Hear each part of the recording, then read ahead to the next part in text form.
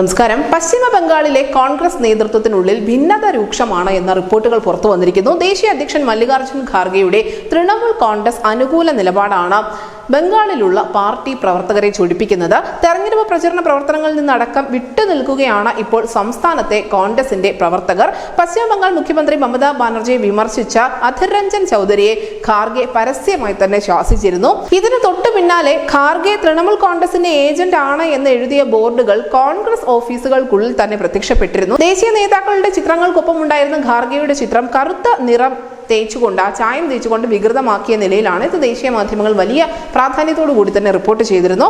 തമ്മിലടി നാണക്കേടിന്റെ വക്കിലെത്തിയതിന് പിന്നാലെ ഭാരവാഹികൾക്കെതിരെ നടപടിയെടുക്കുമെന്ന മുന്നറിയിപ്പുമായി ദേശീയ ഘടകം രംഗത്തെത്തുകയും ചെയ്തു.